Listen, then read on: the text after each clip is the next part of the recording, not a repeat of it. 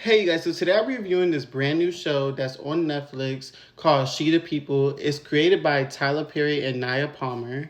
I'm not that familiar with Naya Palmer's work, but I am familiar with Tyler Perry's work. And it's this comedy about a female governor named Antoinette Dunkerson, played by the legendary Terry J. Vaughn. It's about this female named Antoinette Dunkerson who becomes the first black lieutenant governor of the state of Mississippi. Now, she deals with a lot of racial issues. She deals with a lot of sexism. She deals with a lot of that. So basically, the governor, who's, her governor, he's on the opposing side. He's not on her side. And this show, it's funny. It's a comedy. It did make me laugh. I'm not gonna lie and say it did make me laugh, but I do feel like the script could have been a lot stronger. It was just a little bit on the weaker side of things, but it has potential. And I feel like the second half of the season is going to pick up if they do it right. But this first half was kind of weak and it really wasn't that much. Like if you want to get high, watch the show, get a good laugh from it, you will definitely get a good laugh from the show. This show was definitely funny. I'm not gonna lie and say it wasn't. It made me laugh. It made me chuckle. But as far as like the storyline wise, it was just a weak storyline. I feel like they could have went a lot harder with the storyline.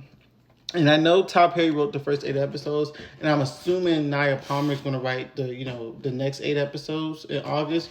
I want to see the difference because I hope she really improves the show because the storyline was, but the way he ended the first half of the season, I feel like he ended it on a good start where Naya Palmer could pick it up and do what she needs to do with it. So it has potential, like I said. It's just this first half was just, it was kind of like, it was a little corny, but it was funny at the same time. Like I said, I did chuckle. But then the storylines to me, like I said, was weak. Like they did tackle serious issues like sexism, racism, all of that.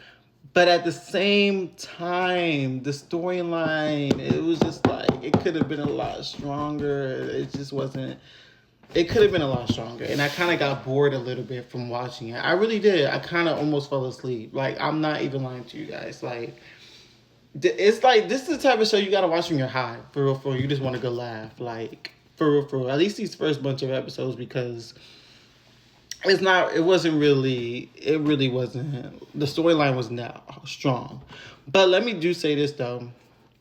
I do a lot. So basically, the show, like I said, she became the first lieutenant black governor, and she's going through issues like basically the governor does not want her to do any assignments. He doesn't want her to do anything but to sit there and look pretty. Basically, like he's basically like, you should be appreciative of the spot that you got. You don't overstep your boundaries, all that. And that's what real black women in the politician office probably do have to deal with. Like, so it was interesting. Like the governor kind of reminded me of like a wannabe Donald Trump. Like for real, for real. It was just like, he was just so sexist and racist and all this other stuff. The mother is played by Jo Marie Payton, Harriet Winslow, the iconic Harriet Winslow. I would say Shamika and her boyfriend were really, really funny. They were standout characters too. I messed with them. The person who plays Shamika, I forgot her name, but shout out to you. And the person who plays her boyfriend, Basin, shout out to you too. So, like I said, it was a good show.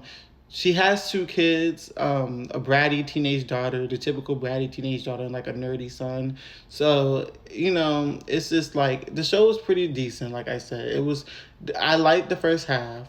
And basically, the show ended, like the first half of the season ended with the governor dying. So I'm guessing she's about to become governor because when you're lieutenant governor and the governor dies, you become governor. So I'm guessing the second half of the season, she's going to actually be governor. So she's going to actually be doing stuff in the office instead of just like doing whatever he says, which is going to be interesting. I actually can't wait for the second half of the season because I feel like it will start picking up because now she's about to be governor and she can actually get stuff done. And I do like how at the end she started standing up for herself and stopped making him push her around. Like she actually started standing up for herself. So I'm liking that. I like the way it ended. I don't know, like like the beginning and stuff was like, but the way it ended and set up for the second half, I was here for it, and it kind of got me wanting to watch the second half. So I will definitely tune back in at August 14th because that's when it returns.